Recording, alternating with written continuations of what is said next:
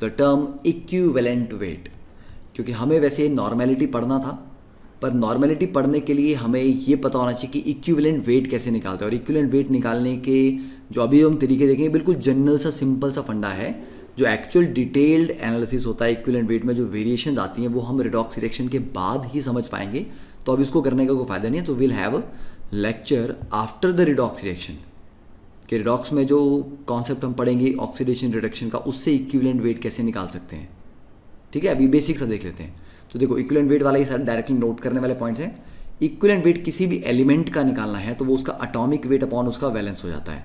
जैसे कि आप ऑक्सीजन एटॉमिक फॉर्म में ले रहे हो तो उसका एटॉमिक वेट कितना होता है 16, और वैलेंस कितनी ऑक्सीजन की 2 है।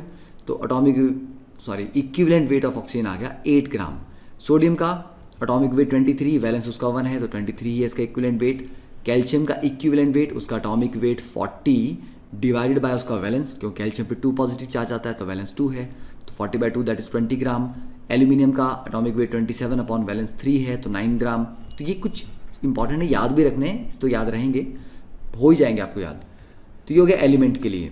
अगर हमें किसी सॉल्ट का निकालना हो तो molecular weight divide by charge on cation. अब आप बोलोगे चार्ज ऑन एनायन क्यों नहीं?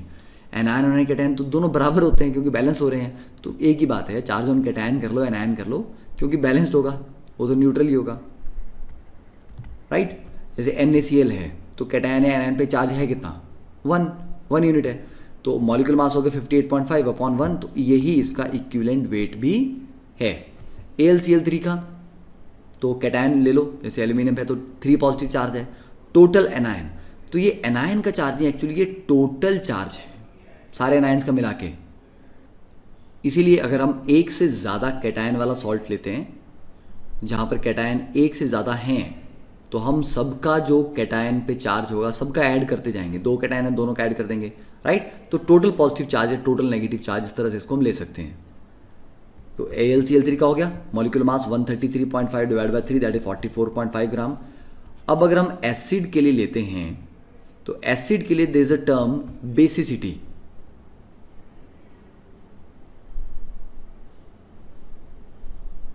बेसिसिटी क्या होता है, पहले इसको एक बार नोट डाउन कर लो।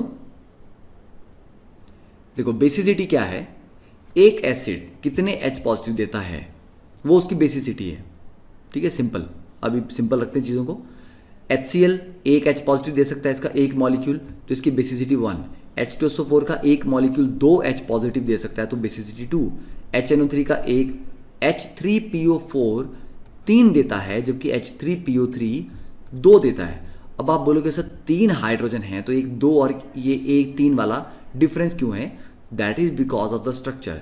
ज़रूरी नहीं है कि सारी की सारी जो हाइड्रोजन है एसिड के फॉर्मूला में वो सारी ही एसिडिक हों, मतलब वो सारी ही डोनेट करता हो, ऐसा ज़रूरी बिल्कुल भी नहीं है। ठीक है, तो ये इस चीज़ का ध्यान रखें। तो इस केस में क्या होगा फिर, तो ये H3PO4 वाले केस में जो वेरिएशन है that is due to the structure. तो स्ट्रक्चर अगर आप इसको देखोगे H3PO4 का तो वो ऐसा होता है। तो तीनों हाइड्रोजन क्योंकि ऑक्सीजन से कनेक्टेड हैं इसीलिए वो तीनों एसिडिक हैं, पर H3PO3 में ऐसा नहीं होता। एक हाइड्रोजन डायरेक्टली फॉस्फोरस से कनेक्टेड है और वो एसिडिक नहीं होती है। तो ये चीज़ें धीरे धीरे जब आप इनऑर्गेनिक केमिस्ट्री में आएंगे तो आपको समझ आ जाएंगी, अभी के लिए तो याद ही कर सकते हो। ठीक है, तो बेसिसिटी समझ आ गई, एक एसिड का मॉलिक्यूल कितने H पॉजिटिव दे सकता है उसको उसकी बेसिसिटी बोलते हैं। तो मॉलिक्यूलर वेट को डिवाइड कर देना है बेसिसिटी से। एसिड के केस में बिल्कुल उल्टा कर देंगे बेस में। तो बेस के लिए डिफाइन होती है एसिडिटी, और एसिडिटी की वो कितने OH नेगेटिव दे सकता है या कितने H पॉजिटिव गेन कर सकता है। जैसे NaOH पानी में जाएगा तो एक OH नेगेटिव देगा तो acidity 1, calcium hydroxide 2 OH negative देगा तो 2, एल्यूमिनियम हाइड्रोक्साइड 3 OH नेगेटिव देगा तो बेसिसिटी 3, अमोनियम हाइड्रोक्साइड 1 देगा तो एसिडिटी 1। तो सारी टर्म होगी बेस के लिए आ गई एसिडिटी, राइट। तो मॉलिक्यूलर मास को डिवाइड करना है एसिडिटी या बेसिसिटी से, डिपेंडिंग अपॉन किसका हम इक्विवेलेंट वेट निकालते हैं। अब अगर हम आयन की बात करें तो आयन के केस में we have a formula weight. ठीक है, formula weight divide by charge on ion. जैसे एल्यूमिनियम 3 पॉजिटिव है तो एल्यूमिनियम, आप बोलोगे सर 27 तो उसके एटॉमिक वेट है, ठीक है, 3 इलेक्ट्रॉन निकालने से वेट में इतना डिफरेंस नहीं आएगा कि हम बोल दें कि हाँ आपको बहुत ज़्यादा सब्ट्रैक्ट करना पड़ेगा, तो उसको रफली एटॉमिक वेट के बराबर ही हम लेते हैं। तो Al3 पॉजिटिव का 27/3 इतना आ गया, Ca2 पॉजिटिव का इतना आ गया, और जैसे कैल्शियम 2 पॉजिटिव आयन का ले इसका आ जाएगा। अगर इक्विवेलेंट और वेट ऑफ Na पॉजिटिव का लोगे तो 23/1, तो वो 23 ग्राम ही रहेगा। तो आयन का इस तरह से आप निकाल सकते हो, divide by charge on ion. तो इक्विवेलेंट वेट निकालना आ गया, ठीक है। उसका मतलब क्या है अभी समझ नहीं आएगा, उसको छोड़ देते हैं अभी, सिर्फ इक्विवेलेंट वेट निकालना आना चाहिए।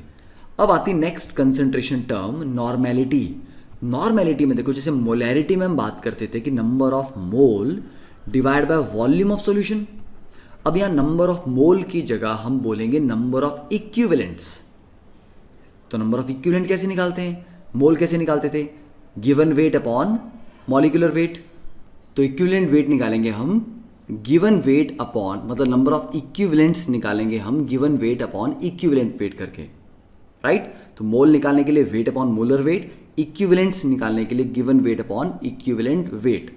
इसीलिए ये सारे फॉर्मूले हमने पढ़े कि इक्विवेलेंट वेट कैसे निकालना है।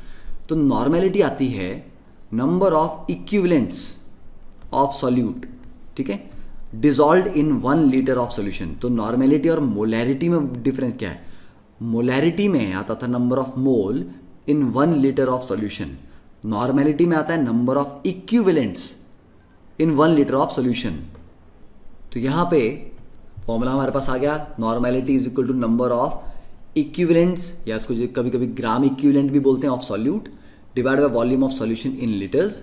तो नंबर ऑफ इक्विवेलेंट निकालने के लिए आ गया given weight upon equivalent weight divide by volume of solution ले लिया। अब जो इक्विवेलेंट वेट है वो क्या होता है, मॉलिक्यूलर वेट डिवाइड बाय, कभी वो चार्ज होता है, कभी वो एसिडिटी होती है, कभी बेसिसिटी, तो उसको हम जनरली बोल देते हैं एन फैक्टर। तो हम ये सीधा बोलते हैं कि इक्विवेलेंट वेट, जिसको हम ई से डिनोट करते हैं, that is molecular weight divided by n factor. तो इस फॉर्मूला में आप यहाँ पर अगर हम इक्विवेलेंट वेट की जगह मॉलिक्यूलर वेट अपॉन एन कर दें तो given weight upon molecular weight क्या आ जाएगा, नंबर ऑफ मोल, ठीक है। तो ये आपका ये भी आ सकता है कि number of moles multiply by n factor divide by volume of solution in litre. मतलब जो नंबर ऑफ इक्विवेलेंट्स हैं that is actually number of mole multiply by n factor. तो अगर आपने नंबर ऑफ मोल निकाल दिया है और आपके पास एन फैक्टर आपको पता है क्या है, तो आप उससे डायरेक्टली नंबर ऑफ इक्विवेलेंट निकाल सकते हो, राइट। तो for example equivalent weight of oxygen है 8 ग्राम और 1 मोल ऑक्सीजन एटम्स का वेट है 16।